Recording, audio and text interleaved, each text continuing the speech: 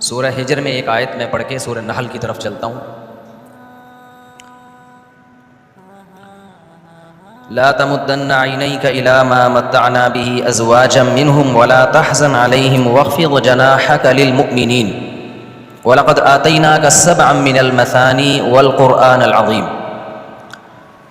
اللہ تعالیٰ کہتے ہیں کہ اے محمد صلی اللہ علیہ وسلم، ہم نے آپ کو 7 آیتیں دیں اور قرآن کریم دیا، یعنی سورہ فاتحہ اور باقی قرآن کریم دیا.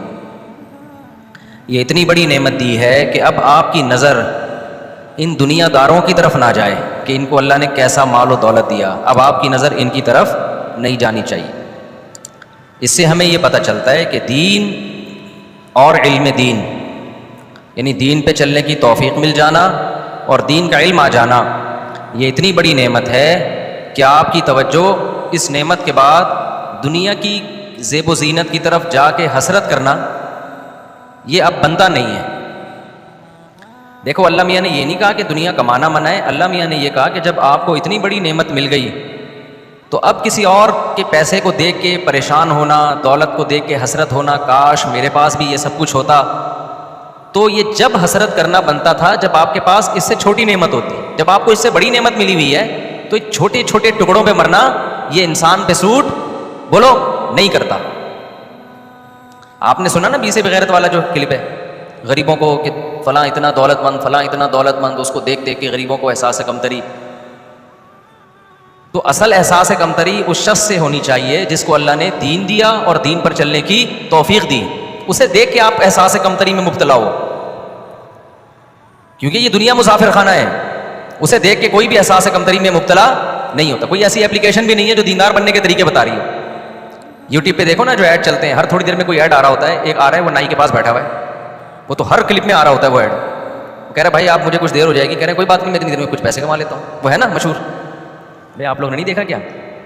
میں اس دن میں اتنی دیر میں کیسے پیسے کماؤ گے؟ ابھی ٹھک ٹھک ٹھک $10 آ گئے میرے پاس. تو بہت ساری ایپ ہیں، ٹھیک ہے پیسے کمائیں، لیکن کبھی کسی دولت مند کو دیکھ کر رش کرنا، کاش کرنا نا، یہ آپ کے بے وقوف ہونے کی دلیل ہے. اگر آپ کہتے ہیں نا کسی کا اچھا خوبصورت بنگلہ دیکھا، کاش یار میرے پاس ایسا ہوتا، اس کا مطلب آپ کو ایک عدد دم لگانے کی ضرورت ہے، کیونکہ آپ میں اور حماقت میں گدھے میں کوئی فرق نہیں ہے. فنا ہونے والی چیزوں پہ جو دل لگائے وہ گدھا ہی تو ہے، بلکہ یہ کام تو گدھا بھی نہیں کرتا. تو ہمارے نبی کی غربت دیکھو، 40 دن گھر میں چولہا نہیں جل رہا، اور اللہ کہہ رہے ہیں نبی ہم نے آپ کو چونکہ قرآن دے دیا. اب بنتا نہیں ہے کہ آپ ان کی دولت کی طرف نظر اٹھا کے دیکھیں. ہمارے نبی نے تو ویسے بھی نہیں دیکھنا تھا. آپ کی طبیعت میں اللہ نے ویسے ہی دنیا سے بے رغبتی رکھی تھی. اصل میں یہ ہمیں سمجھانے کے لیے ہے. اسی بات کو حدیث میں ایک دوسرے انداز سے بیان کیا گیا ہے. آپ صلی اللہ علیہ وسلم نے فرمایا لا حسد الا فی اثنتین.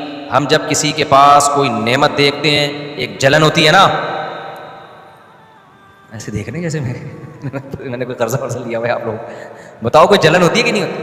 یار یہ کیا ہے یار، میرے پاس کچھ بھی نہیں اور اس کے پاس توبہ توبہ یار، تو بہت بلا ہو گیا یار. کاش ہوتا یار بحریہ ٹاؤن میں پلاٹ ہوتا، کاش یہ ہوتا، کاش یوں ہوتا، کاش میری قسمت میں ہوتا، میں خریدتا ایک کھوتا، کبھی تو سوار ہوتا کبھی میں سوار ہوتا. کچھ نہ ہوتا تو یہی ہوتا. کھوتا کہتے ہیں پنجابی میں گدھے کو. تو نبی نے فرمایا کہ حسد سے مراد ہے یہاں رشک اور حسد میں فرق یہ ہے کہ حسد میں انسان چاہتا ہے اس سے یہ نعمت چھن جائے، میرے پاس آئے یا نہ آئے، اسے کیوں ملی. اور رشک کہتے ہیں اس کے پاس رہے لیکن میرے پاس بھی آ جائے. لوگ کہتے ہیں یار مجھے بڑا رشک آتا ہے آپ کو دیکھ کے. مجھے آپ کو دیکھ کے کیا آتا ہے؟ رشک آتا ہے. ایک ہوتا ہے فخر جس کو پراؤڈ کہتے ہیں عربی میں نا، وہ فخر الگ چیز ہے. ایک ہے رشک، یار مزے میں ہے یار تو رشک آتا ہے یار تجھے. یہ بری چیز نہیں ہے رشک، کیونکہ جب کسی کو انسان نعمتوں میں دیتا ہے اس پہ رشک آتا ہے. تو کیا مطلب؟ دل چاہتا ہے کاش میرے پاس بھی ایسا ہوتا. اٹ از کالڈ رشک. تو اس حدیث میں رشک کو مبالغتاً حسد کہا گیا، یعنی اتنا بڑھا ہوا رشک گویا کہ دیکھنے میں حسد لگے. حقیقت میں حسد مراد نہیں ہے، کیونکہ حسد تو بری چیز ہے نا. تو نبی نے فرمایا رشک 2 بندوں کے علاوہ کسی پر جائز نہیں ہے. بے وقوفی ہے کسی اور پہ رشک کرنا. صرف 2 قسم کے طبقے پہ رشک کیا جا سکتا ہے کہ کاش میں بھی ایسا ہوتا. اس کے علاوہ کسی پہ رشک کرنا کہ یار اس کا اتنا بڑا بنگلہ، اتنا بڑا اس کا جناب 4 استغفر اللہ، یعنی اس کا بحریہ ٹاؤن میں اتنا بڑا گھر، 4 بیویاں کہنے لگا تھا لیکن نہیں کہہ رہا ہوں. تو اس کے یہ اور یوں اس طرح کی چیزیں جو ہو رہا ہے، اس کے کپڑے دیکھو، اس کی گاڑی دیکھو یار. تو نبی نے فرمایا 2 قسم کے لوگ ایسے ہیں جن کو دیکھ کے آپ کو رشک آنا چاہیے کہ وہ واقعی آپ سے بہت آگے نکل گئے. گاڑی بنگلے والا تھوڑے دن میں کہاں جانے والا ہے؟ قبرستان میں مرے گا. جو بلڈر ہے نا، جس نے گھر بنا کے بیچا، جس کا بزنس یہ ہے، آپ جس نے گھر خریدا اس پہ رش کر رہے ہو. حالانکہ جو بلڈر ہے نا، جس نے ہول سیل کے حساب سے ڈیفینس کے بنگلے بیچے ہیں، تھوڑے دن میں وہ بھی پھٹے پہ لیٹا ہوا ہوگا. ٹھیک ہے نا، پھٹے پہ کیا ہوگا؟ وہ بھی لیٹا ہوا ہوگا. اور اس کی اولادیں جھگڑا کر رہی ہوں گی کہ یہ ہمارا ہے، یہ ہمارا ہے. اور یہ نہیں پتا ہوگا کل ہم نے بھی اسی پھٹے پہ لیٹنا ہے اور کل ہمارے بچے بھی وہی کر رہے ہوں گے جو ہم اب کر رہے ہیں. تھوڑے دن میں پھٹے پہ لیٹنے میں ٹائم نہیں لگتا. ایک پھٹا نا گھر میں لا کے رکھ لو اور لیٹا کرو روزانہ، اس پہ لیٹا کرو روزانہ. ایک پھٹا گھر میں لا کے رکھ لو. اچھا، اللہ کی قدرت ہے، میں گدے پہ نہیں سوتا، پھٹے پہ ہی سوتا ہوں. مجھے گدوں پہ نیند ہی نہیں آتی. ہمارے گھر میں گدے ہیں لیکن میں سوتا پھٹے پہ ہی ہوں. تو میں نے اپنے آپ کو ابھی سے پھٹے کا عادی بنایا ہوا ہے ٹھیک ہے، تاکہ جب سچی مچی کے پھٹے پہ لیٹے تو کم از کم کوئی اجنبیت محسوس نہ ہو. یہ تو وہی ہے جس میں ہم روزانہ سویا کرتے تھے. ڈر گئے آپ لوگ، مجھے لگ رہا ہے زیادہ ڈر گئے. خیر، ڈرو یا نہیں ڈرو، موت ایک ایسی حقیقت ہے جس سے کوئی بھاگ نہیں سکتا. ہنس کے گلے لگاؤ یا رو کے گلے لگاؤ، تم لگاؤ نہ لگاؤ، موت کراچی کے کھمبوں کی طرح ہے. کوئی قریب آتا ہے تو کھمبا بارش کے دنوں میں خود بڑھ کے گلے ملتا ہے اس سے. کھمبا کراچی کا خود پیچھے بھاگتا ہے کرنٹ لگانے کے لیے. تو اسی طرح میرے بھائی، اینما تکونوا یدرککم الموت، اللہ کہتے ہیں جہاں بھی جاؤ گے موت تمہارے پیچھے پیچھے خود آئے گی. وہ سلیمان علیہ السلام کا واقعہ ہے نا، پتہ نہیں صحیح ہے غلط ہے، لیکن بہرحال اس سے جو سبق ملتا ہے وہ سبق بالکل درست ہے. کہتے ہیں سلیمان علیہ السلام کے دربار میں ایک جو موت کا فرشتہ ہے نا، وہ انسانی شکل میں آیا اور ایک بندے کو گھور گھور کے دیکھنے لگا. وہ بندہ حیران، یہ مجھے اتنا گھور کے کیوں دیکھ رہا ہے. خیر مجلس ختم ہوئی تو سلیمان علیہ السلام سے اس بندے نے پوچھا یہ کون تھا؟ سلیمان علیہ السلام نے فرمایا موت کا فرشتہ تھا، تجھے گھور گھور کے دیکھ رہا تھا. ٹھیک ہے نا. اس بندے نے کہا بیٹا میرا ٹائم لگتا ہے آگے. تو اس بندے نے کہا سلیمان علیہ السلام سے ہوائیں آپ کتابیں، آپ مجھے یہاں سے اٹھا کے نا ہندوستان پہنچا دیں، ہند کی سرزمین دور پہنچا دیں تاکہ میں بچ جاؤں. پہنچا دیا، ہوا کو حکم دیا چل بھائی.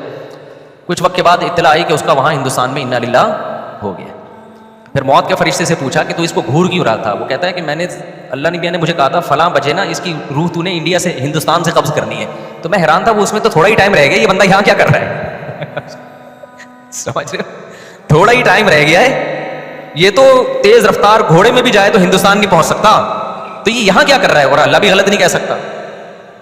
تو جب میں ہندوستان فلاں مقام پہ گیا تو بندہ وہیں بیٹھا ہوا تھا، تو میں حیران تھا. تو پھر سلیمان علیہ السلام نے بتایا ہوگا کہ میں نے ہوا کو حکم دیا اٹھا کے وہاں پہنچا. تو میرے بھائی بعض دفعہ انسان جو بچنے کی تدبیریں اختیار کرتا ہے وہی تدبیریں اس کی موت کا سبب بنتی. ڈاکٹر کے پاس گئے تھے کہ اس بیماری میں مر نہ جائیں، اس نے غلطی سے ایسا ٹیکا لگا دیا کہ اسی سے مر گئے. ہوتا ہے نا ایسے. تو موت سے بھاگ نہیں سکتے، تو موت سے دوستی کرنی پڑے گی. موت سے دوستی کا مطلب یہ نہیں کہ آپ کے دل سے موت کا خوف نکل جائے، وہ تو نیچرل ہے. موت کا خوف ہونا یہ ایک نیچرل چیز ہے.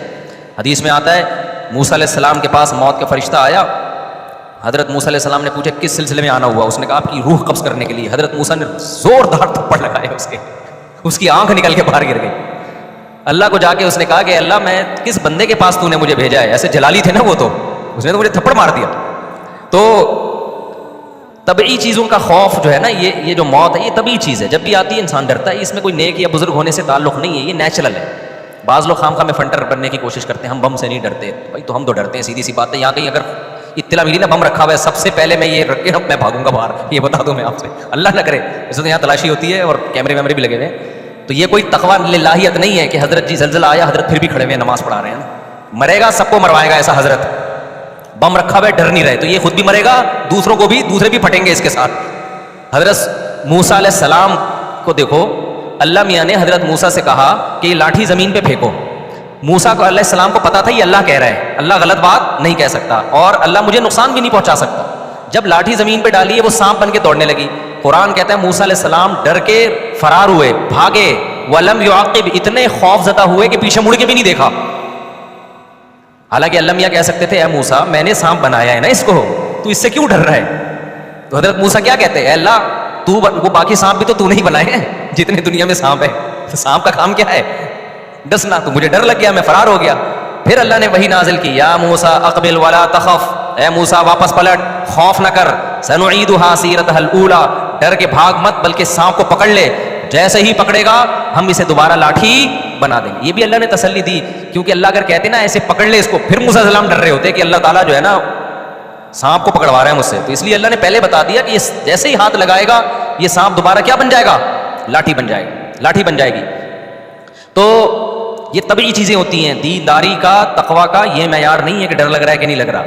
دینداری کا معیار یہ ہے کہ اللہ کا اتنا خوف پیدا ہو جائے کہ آپ سے کبیرہ گناہ چھوٹ جائے بس, اور اتنا خوف پیدا ہو جائے کہ فرائض و واجبات آپ سے پورے ہو جائیں. باقی ڈرنا, بہادر ہونا, اس کا انسان کی نیچر سے بھی بڑا گہرا تعلق. جو دل کے مضبوط ہوتے ہیں بے دین ہو کے بھی بہادر ہوتے ہیں, جو دل کے کمزور ہوتے ہیں دیندار ہو کے بھی بزدل ہوتے ہیں. بعض دفعہ ایسے بزرگ گزرے ہیں, بڑے بڑے بزرگ تھے لیکن ان میں خوف تھا. کیوں؟ دل کیا تھا ان کا, کمزور تھا. یہ قدرتی طور پہ بعض لوگوں کا دل کمزور ہوتا ہے, اعصاب کمزور ہوتے ہیں, بچوں کو ڈر زیادہ لگتا ہے, بوڑھوں کو ڈر زیادہ لگتا ہے, کمزور ہو جاتے ہیں. تو ان چیزوں میں دین نہیں ہے. کلپ بھیج رہے ہوتے ہیں نا لوگ, زلزلہ آ رہا ہے اور امام صاحب جناب کھڑے ہوئے ہیں, ڈرے ہی نہیں. تو یہ امام صاحب نہیں ہے, یہ پتہ نہیں کیا ہے. یہ خود بھی مریں گے اور پبلک کو بھی مروائیں. خدا نہ خواستہ ذرا سا بھی کوئی ہل ول ہونا فوراً خود بھی بھاگنا, اور میں تو پتلی گلی سے یہاں سے نکلوں گا. اگر اللہ نہ کرے ہمارے یہاں زلزلہ آیا, اللہ ہمیں اس مصیبت سے بچائے, لیکن آئے تو خود بھی بھاگو. کوئی اللہ پہ ایسا توکل کرنا کہ نہیں جی اللہ بچائے گا, اللہ نے کبھی نہیں کہا کہ میں بچاؤں گا. اللہ نے کہا زلزلہ آئے گا تو خود بھاگو, خود بچ گیا تو بچا لوں گا ورنہ نہیں بچاؤں گا. اور حدیث میں آتا ہے کہ جب نماز میں تمہیں سانپ نظر آئے, تو اب جو صوفی قسم کے لوگ ہیں نا, جاہل صوفی, وہ کیا کریں گے, نماز پڑھ رہا ہوں اللہ کے سامنے خشوع و خضوع سے, اگر سانپ نظر آ گیا, میں اللہ کی طرف توجہ ہے, میں اللہ کے لیے کھڑا ہوں, تو اللہ مجھے سانپ سے بچائے. اللہ میاں نے کوئی نہیں کہا کہ سانپ سے بچاؤں گا میں. حدیث میں آتا ہے نبی نے فرمایا جب تمہیں نماز میں سانپ نظر آئے تو کیا کرو, سانپ پکڑو, سانپ کو مارو جا کے. نماز ٹوٹ جاتی ہے اس سے, لیکن سانپ کو مارنا پڑے گا, کیونکہ سانپ کے چکر میں نماز تو ویسے ہی ٹوٹے گی آپ کی, نہیں مارا اور بھی بہت کچھ ٹوٹ گیا.